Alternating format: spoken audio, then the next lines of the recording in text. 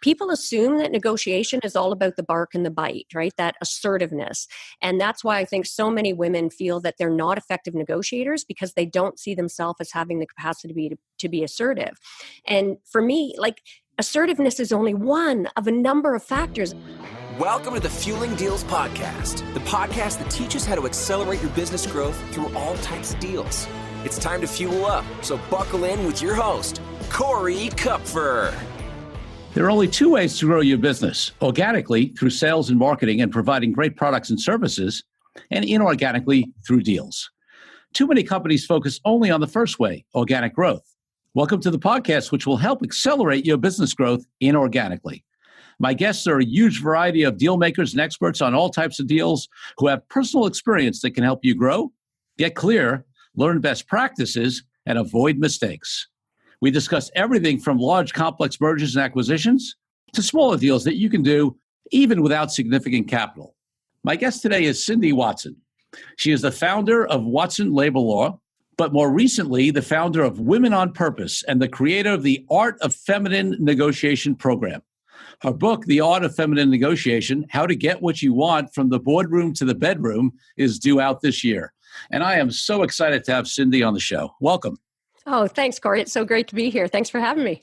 So listen, you are a fellow negotiating expert. I often get asked about the difference between men and women in negotiating, and I want to jump into that. I want to jump into your experience and with negotiating and everything else you do as an attorney. But before we do that, I want to take you back. And when you were a little girl growing up, what did you want to be? Because maybe I'm wrong, but maybe it wasn't an attorney and negotiating author and trainer and expert.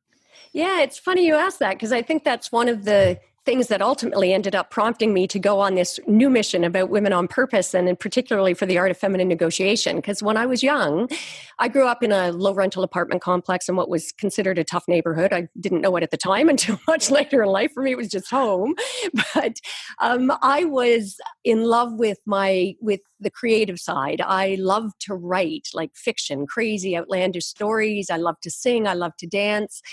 And coming from not much money, I also did well academically. So as you can imagine, there was a lot of pressure, not too subtle pressure, put to pursue a more traditional path and something, frankly, that was going to make some money. So probably I decided when I realized math and science wasn't my thing, relatively early in my academic career to be a lawyer, but definitely my younger self absolutely did not aspire to be a lawyer. I wanted something much more creative. So I love it. Now you're in Toronto now. Is that where you grew up?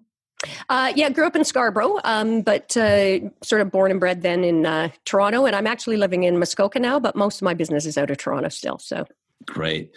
So however you define this, what would you consider your first business to be? What do you mean by that? Like the first time I started a business? Yeah, and that could have, that could be as an adult, as a real business. Yep. It could be something you did as a kid that you considered a business. Whatever that means to you. Yeah, I dabbled as a kid. I was, not surprisingly, given my background, I was a ferocious saver. But I would say my first real business experience was as a lawyer. And it's kind of ironic because sometimes not knowing is the greatest gift we can have. Our ignorance actually launches us into areas that otherwise we may have been too nervous to go into. Because coming from where I did, I was super driven. I find, people who come from that background tend to either be really driven or to go the other way and just feel not enough. But I was really driven. So I went, high school to university to law school, always going for those straight A's. And I got a job at, I wanted to specialize in social justice law. And I was lucky enough to land a job at one of the top labor firms in the country. And after only 3 years, I was up for a partnership, which was super early. But I just suddenly knew I didn't want to be there, right? And part of it was that it was a really male-dominated firm, but for a whole host of reasons, I loved what I did. I loved my clients, and I didn't want to be there. And this is where I say the benefit of not knowing any better. So I left, and I decided I was going to start my own law firm, which in hindsight was such a preposterous, I was 3 years out of being called to the bar. I had no credit whatsoever to speak of. I had no client base that I could draw on, but I think because I'd worked hard and always done well, I just assumed it would fall into place. And luckily, things did. I happened to find, which I now know at the time I didn't, a young woman who was working in a position at the bank who took a chance on me and gave me a pretty minor line of credit, but it was enough to get me kickstarted, and things took off from there. So I got to tell you, I am, people say to me, I started early because I was 6 years out of school when I started my own firm out of law school. And, and I very similar story. I mean, I actually, I came from a lower middle class background. Yeah. We weren't poor, but there was always food on the table. But there wasn't. We didn't go out to eat. We didn't go. We didn't go on vacation. But I made some good money as a young lawyer in a big New York City firm. But I was in my 20s. I was spending more than I made. And when I decided to launch my own firm, I remember going to a seminar at the New York City Bar Association, and there was a guy named Jay Foonberg, who wrote a book on how to start your own law firm, and he was speaking there. Yeah. And he said you needed $40,000 in the bank. I don't know how he came up with that number, but he said you needed $40,000 in the bank, and I was $40,000 in debt. Yeah, I was going to say, I think I hadn't heard that, or I wouldn't be where I am today. Oh, exactly. But my joke is, I figured, and it was funny because it was almost exactly like I was literally $40,000 in debt, and he said you needed $40,000 in the bank. And I said, I'm so close. I'm just one horizontal line off. It was negative versus positive. It's just one horizontal line. Yeah. See, you're braver though. You went for it even knowing not. See, I can at least claim total ignorance. So you definitely were braver than I was. Yeah, well, braver or stupider. It depends on how you look at it. So, you said something earlier. I'd love to, jump in, access this conversation about negotiating and about the conversation of women and men negotiating. You said something earlier, which is really interesting, which relates to something that popped into my mind, which is the conversation of, hey, out of your background, either somebody becomes, really driven and takes it on or whatever, it goes the other way. And it sort of triggered a thought in my mind about the conversation of owning your value. Yeah. And, that's an important thing that I talk about. And there are things like background, like gender, like other things that sometimes affect. And listen, I think actually most people have, struggle at least early on with owning their value, no matter where Absolutely. They come from. But I think there are factors that fall into that a little more. So before I say more about my thoughts on that, I'd love to hear your thoughts on that topic. Yeah, I agree with you absolutely, Corey. And I think it affects across the board. I think everybody has issues, growing up that stay with us. I call it for women, it's that little girl. And for guys, it's that little boy that still stays in there, that little part of you that always feels a little less than, maybe that you don't belong. But I think there are dramatic differences in that. I think everybody has a little bit of that. But I think definitely class is one big issue. I think there's no question that when you come from a background where you don't have sort of entitlement and where you don't have opportunities sort of dropped on your lap, where there aren't expectations of you being able to achieve certain things, I think there's definitely a much stronger sense of that not enough or less than, that insecurity. And again, from my perspective, that manifests one of two ways. You either go, to heck with that, and you get really driven to overcome that and to prove yourself and to show the world. And I don't even know, I don't believe that's a conscious decision. I think it's more just a subconscious, almost primal drive to prove the world wrong, that you do have value. Or I think part of the problem with so many people who come from backgrounds, the reason they don't achieve their full potential is that they never step into that sense of trying to push past that sense of not being enough. And then it holds them back their whole life. But for me, my real passion right now, and the reason I started Women on Purpose, founded it, was I think that hits much harder for women. I think it's an issue of class. I think it's an issue of race. I think we see it across the board as well, different cultural backgrounds. But in particular for women, and in particular for women of color, you have so much more of, just generation after generation of conditioning. And I don't want to go too far down that road, but I think that definitely sets women off at a distinct disadvantage. And I think that's where you end up getting the problem in negotiations with women in particular, is that, it has women again, I think, going in one of two directions. So I think where you come from and your gender and your culture and your class background all have a profound impact on your sense of self and on your ability to own your value. Yeah, well, listen, you and I definitely agree there. I mean, I'm on record in interviews and videos because I get this question all the time. It's a very popular question. The difference between men and women in negotiating, And, and one of the things I say, listen, I always give two caveats up front where I say, yeah, anything I'm going to say, a generalization, of course, doesn't apply across the board. There are exceptions. There are different people. There's a spectrum in terms of people, how women are and men are. And I also, of course, say that, that I want to acknowledge that question in that conversation, my response is going to be addressing gender as a binary male female. Sure. And there are people identify along the spectrum, gender fluidity. So I want to acknowledge that as well. So with those acknowledgments out of the way, one of the things I talk about is I think actually the biggest thing for women, again, with the thing that everybody struggles with, I find it much more prevalent with women about not owning their value, not being willing to be able to, being willing to stand up for their value. It shows up in the willingness to ask for a raise, if they're entrepreneurs, how they choose to charge for their services. And I think there's a lot of cultural and, societal paradigm reasons for that. But it's definitely an issue I find women have more work to do on, and more struggle with. Yeah, and I think that starts as early as kindergarten. I mean, when you read all of the studies on it, it was shocking even to me. I mean, I thought I had a really heightened sense of awareness about this issue, but the more I started researching because I have a book, Myth of a Man's World, as well. And in doing the research for that book, as early as kindergarten, young boys get their entire sense of self and their validation, and they get rewarded when they, beat their chest and when they brag and pump themselves up. And by contrast, from as early as I say kindergarten, young girls get shunned and immediately treated as outsiders. And it's remarkable to see how quickly they learn to be very self-effacing.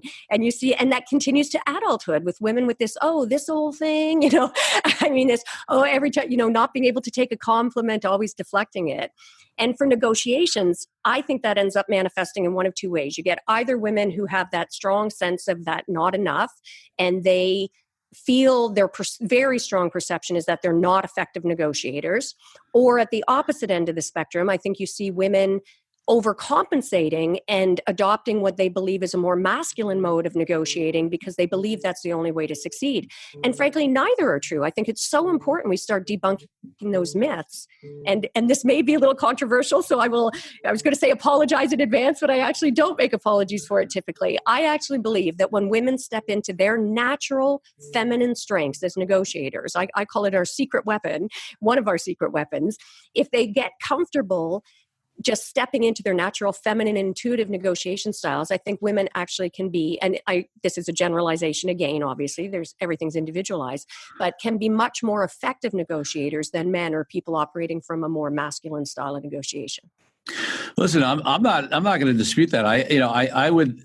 There's some people who probably would read my book, Authentic Negotiating, and identify a lot of what I talk about as what is more typically, identified as feminine, in that, I talk a lot about the inner work, that the negotiations an inner game. I talk about, fear, scarcity, anger, ego, upset. I don't teach tactical. There's a lot of tactics out there that are manipulative, and there's some that are good, but the point is, for me, it's always an inner game. And, you talked about the boys as they grow up, there's part of it that's good in that they're taught to maybe more on their value, or at least fight for it, but that chest banging, and table banging and chest, thing that you mentioned is one of the problems with men in negotiations sometimes, is that tough guy, bang the table, trying to, leverage people approach to negotiating, which is more prevalent in my experience with men. Yeah, I love that approach. And it's funny because I think, I said about the one secret weapon being that, people don't expect women to be good negotiators. So that can be a real advantage. But also, I think tying into what you said with the chest banging, people assume that negotiation is all about the bark and the bite, right? That assertiveness. And that's why I think so many women feel that they're not effective negotiators, because they don't see themselves as having the capacity to be assertive.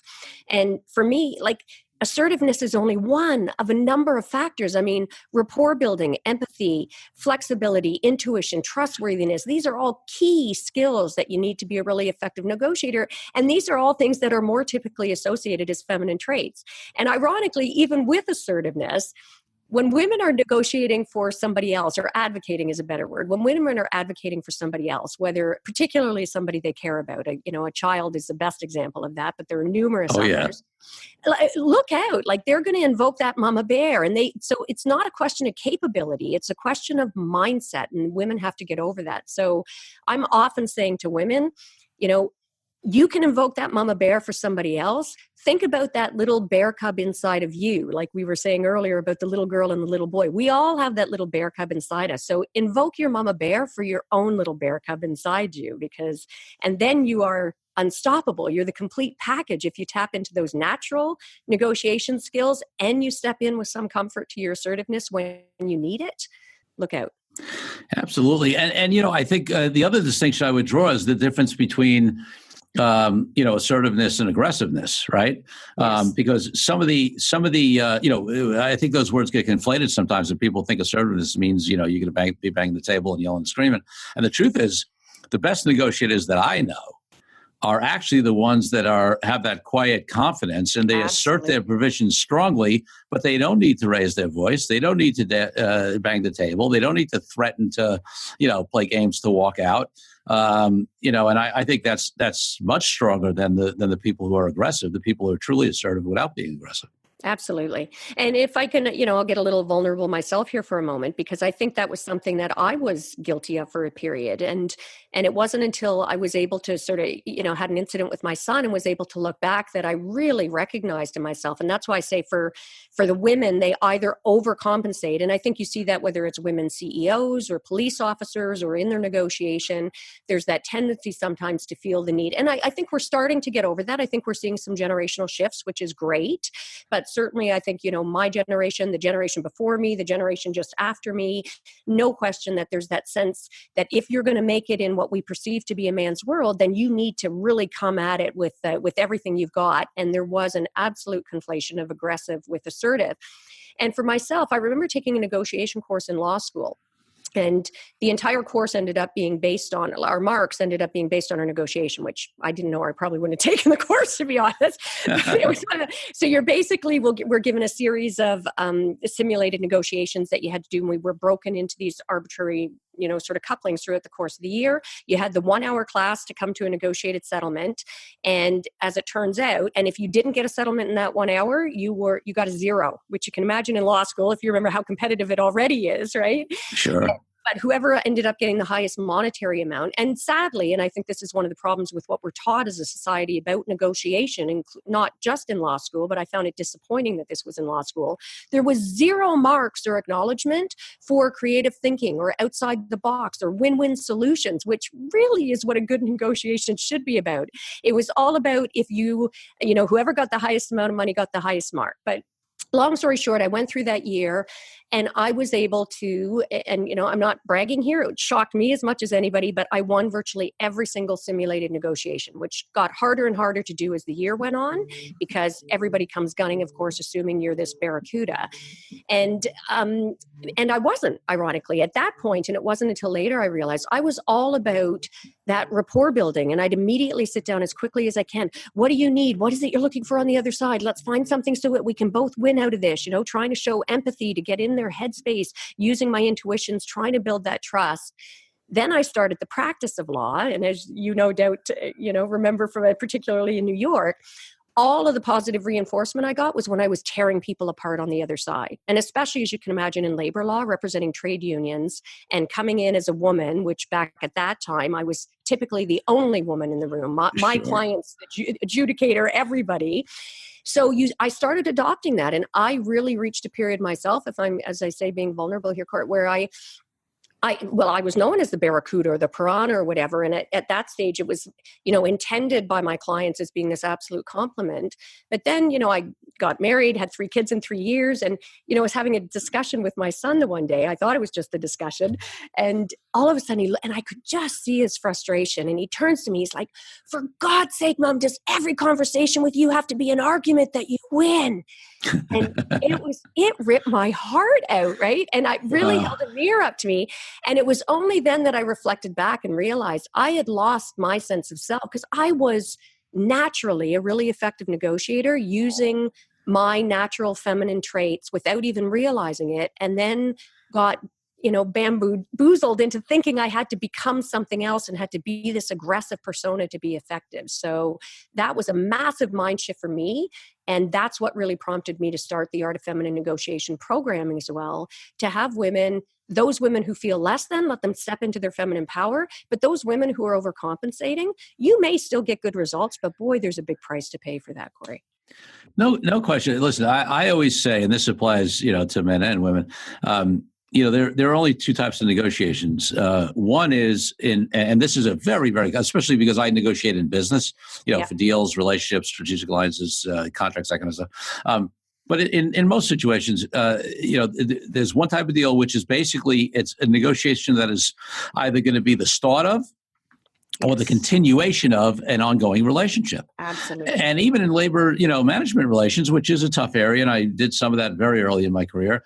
I don't really do it now, but listen, management and labor have to live together, and unfortunately, sometimes they can't. But so you have that, right? Or if somebody's hiring somebody and negotiating, or they're negotiating with a vendor, or to buy a company, or to hire somebody, whatever it is. I mean, it's all ongoing relationships. So, if you quote unquote win the negotiation by beating somebody over the head, how does it affect the relationship? And then the other thing I say is that even in situations where it is kind of a one-off. Listen, it's not just a cliche. It's a small world and a small business world, and people get reputations. Yeah. And even I'd go further than that. I think it does affect that. And I wasn't a big believer when I was younger, but as you get older, you realize that whole, what goes around comes around, and that sort of karma piece, or whatever you want to call it. But you don't always have to go for the juggler. And you frankly don't always even have to get to the other person's bottom line. And if I could use a sort of maybe a silly analogy, but I remember being young and the first time I went to Mexico, right? And you've got your bartering on the beach, and I loved the game of it, right? And the back and the forth. And then it was at some point later, though, that I started realizing, even if I could negotiate to get that blanket on the beach for something way less than its value, I didn't have to. And when you don't have to, leave that extra on the table when it's appropriate. Winning a negotiation doesn't mean that you've dropped the other person down to their absolute bare bottom line. That's not the sign to me of an effective or mature negotiator. And negotiation is probably the single most important skill we're going to learn. Like, I think people underestimate how much of our life is a negotiation, whether it's with your partner, your kids, your boss, deciding what movie you go to is in some form of negotiation. So I say that as well. We're negotiating every day. And I got to tell you something, Cindy. I had that same experience where, I used to travel, to other countries and be in the bazaars or whatever it was. And or on the beach, and I would negotiate them down because it was just the way I was. And then, I had that same realization. I said to myself, well, first of all, I think part of it was just, maturing. The other thing was shifting my relationship to money. Yes. And, fundamentally shifting my relationship to money, and coming from an abundance place and not a scarcity place. And then sort of realizing, like, wait a second, right? I just saved $3, which for me is meaningless, from somebody who is trying to feed their family in Mexico, who that $3 is, could be food for a week. And I like all the satisfaction out of winning that negotiation. It went away when I shifted that mindset around that. Oh, same here. That was exactly my epiphany. That's funny. See, I heard that I would really like you, and I can see why. So, Fueling Deals podcast listeners, just to bring you in on that little inside joke. Cindy was introduced to me by my amazing wife, Ra, and basically, Ra told me, you need to have Cindy on the podcast. And I told her before we started here that usually I do vetting, but when my wife says you need to have somebody on the podcast, that's all the vetting I need. And obviously from the interview so far, it was not a mistake. So, well, thank you. Great. And the first sign of a great negotiator, obviously, when you know to just right. your wife. And Absolutely. In the workshops you do and in your upcoming book, talk to me a little bit more about some of the things that you teach women about, negotiating.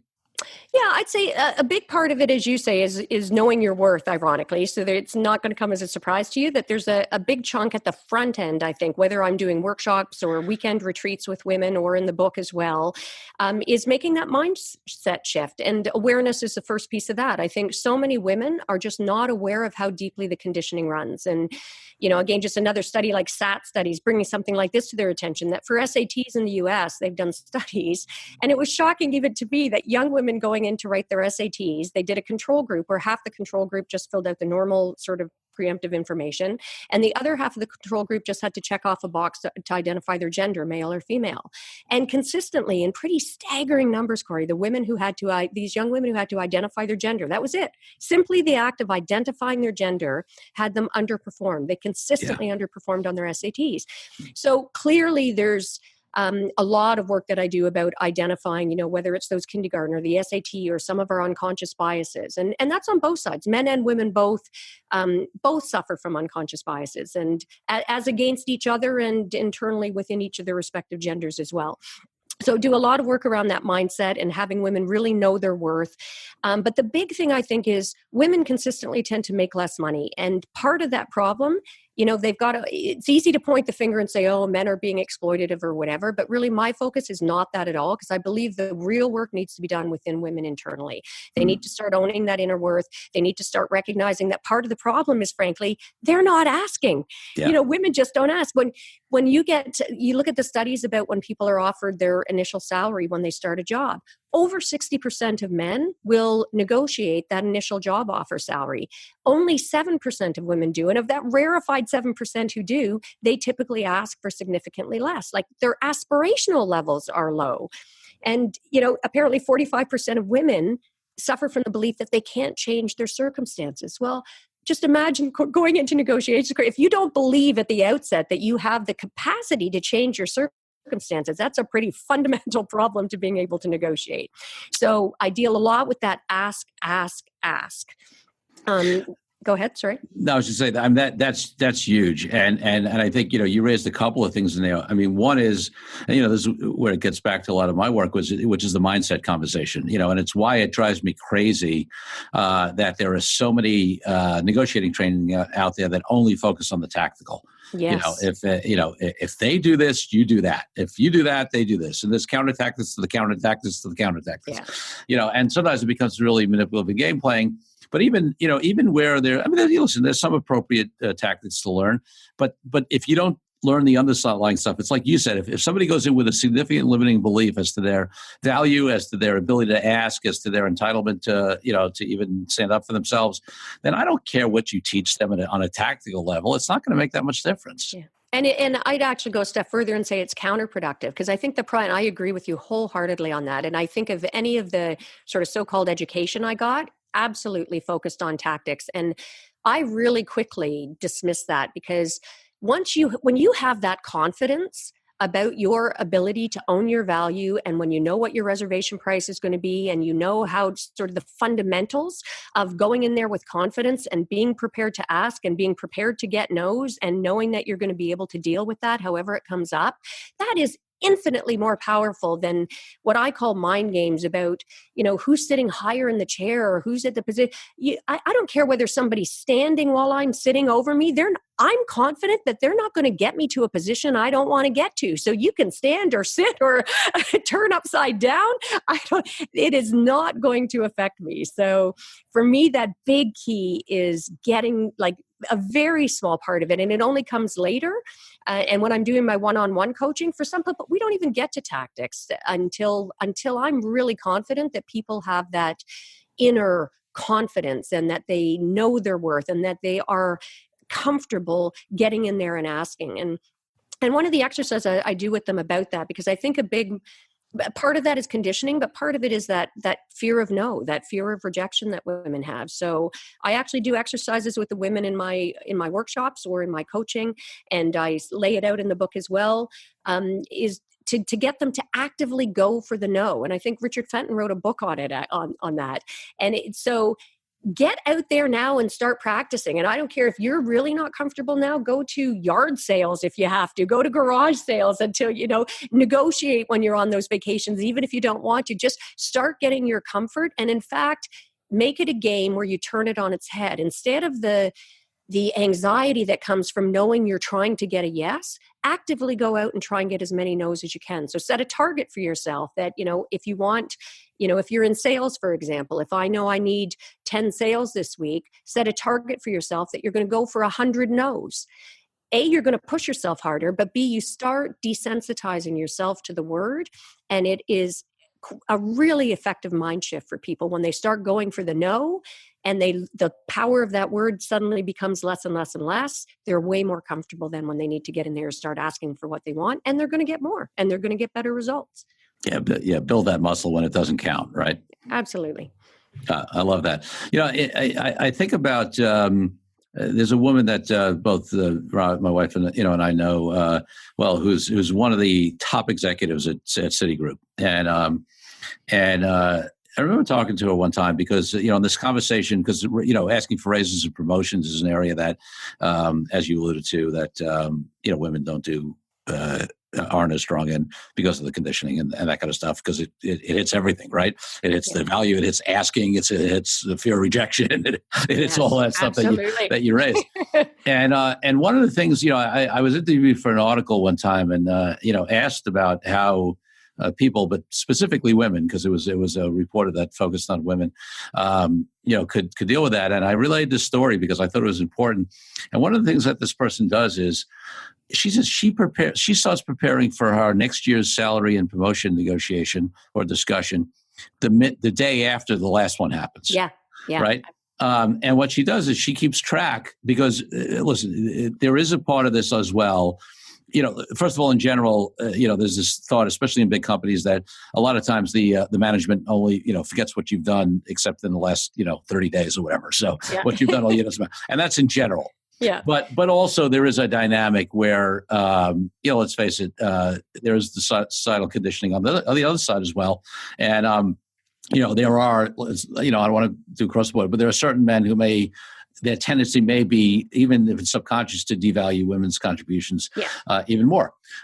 So what she does is she keeps track of all of her accomplishments, keeps a diary on it the whole year. Because, listen, it's hard to think back. So she keeps it contemporaneously. And then when she goes in to have that discussion about raises, promotions, bonuses at the end of the year, right? She makes a case for it. She has her evidence. She makes a case. She talks about what she did in February and how much, she saved the company in money, or how much revenue she increased, or how they grew, whatever it was, So, it's an interesting piece. And I think it also builds that muscle of, which, at this point, it's second nature to her. But I think early on, it built that muscle of owning her value because she actually, basically simultaneous track of her accomplishments. Yeah. Well, and it's funny you say that, because that was going to be the next point. That's one of the key chapters in my book, is the preparation piece. It is so important, but for a number of reasons, not the least of which is I think the two go hand in hand. The more prepared you are, the more confident you are. And women do tend to, I think they get undervalued, but I think they also devalue themselves. And part of that comes from, women, it's a simple fact right now. And again, it's just starting to change the awareness, but women get interrupted more by both men and women, interestingly, significantly more likely to be interrupted. Women are much more likely to have their ideas co-opted, and they sort of sit back and take it. So one of the things that I do advise women to do is start keeping this record, keep a brag sheet, and keep track of everything you've done, and including both sort of the concrete numbers. So have you brought in more clients or sales or, projects, depending on whatever your line of work is, but also what I would call the social proof, every commendation, every letter of thanks that you received, build that. And then when you're getting in to go for whether it's a promotion or a salary increase or whatever it is, go back, finesse all of the work that you've done, Take a look at everything that you've accomplished in that last year, and also then think prospectively, what are your creative ideas for the year coming up? What are you planning to offer? What value are you going to be able to bring to the table? And having gone over everything you've already accomplished, you're already coming from a place with a little more confidence to do it. And I'd go a step further and say, then prepare a hard copy of a proposal, literally setting out what some of your major accomplishments have been, what your thoughts are. And it gives you that extra little boost of confidence and credibility. Particularly if somebody has the potential to try and undervalue you, you're coming prepared, which is a whole different mindset when you go into those negotiations. So I love it. I feel like, listen, you and I could talk for a week, but first of all, we have other things to do. And second of all, no matter how engaging we are, I don't think podcast listeners will listen to us for a week. So we're just going to have you back on when your book launches, and we'll talk some more. So before I get to my last question, you have provided so much value for people. I want to make sure that they know where they can reach you, find out more about your seminars, your coaching, and get on, tap into where they'll get noticed when your book does come out. What's the best place for people to find out more information about you, Cindy? Oh, well, thanks. And this has been great. I really enjoyed it. Thank you for that. So email is one. So they can email me at cindy@womenonpurpose.ca. So note it's .ca, not .com. So cindy@womenonpurpose.ca. And if they're interested, actually, for your listeners, I'm happy to offer, I have a Women on Purpose, How to Be a Women on Purpose free ebook. It's about 50-something pages long. Happy to offer it as a free gift. If they're interested, have them just reach out an email. Let me know that they heard me on your show, and I am happy to hook them up with a free ebook. If they want to join the Facebook community, it's facebook.com/Women on Purpose community, or they can check out my webpage at womenonpurpose.ca. Oh, that's great. I'm sure people are definitely going to want to find out more. So my last question that I always end the podcast with is this. It's so one of my highest values is authenticity. And I look at authenticity as something different than external morals or integrity, which, are their own conversations are important. But authenticity is a conversation for me of alignment with our inner truth, with who we are, and having our business decisions, our negotiations, our lives, run from that place. It's sort of like, when you and I talked about the fact we used to negotiate with the beach vendor in Mexico, and now we don't. I feel that's an example of how we both trued up to say, hey, is this who we really want to be? Yeah. Right.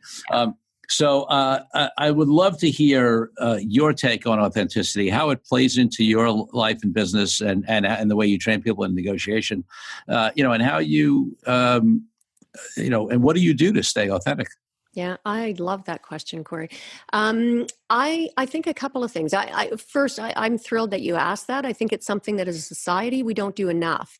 And I think everybody can value, frankly, by consistently, like on a regular basis, conscientiously checking in with themselves to say, who do I want to be? Who do I want to show up? So I tend to pick words for myself that I want to show up for generally, but in particular, like if I'm coming home from work and I'm, I've had a particularly rough day, it's like, okay, how do I want to show up right now when I walk in that front door with the kids? I want to be present, for example, right? I want to be giving. I want to be engaged, whatever it is. So, and I try and live to that in my, whether you're going into a meeting, whether it's on a date, but also to have overriding, put them on a sticky on your mirror in the morning so that you see those words every day, right? In terms of, but also just be natural. We are such a society now with the Instagram. I don't know, maybe it's an age thing and I'm dating myself here, but with all of the posed selfies and putting forward, there's so much pressure on people to be something other than just their true authentic self. And there's such beauty in somebody who's just comfortable in their own skin.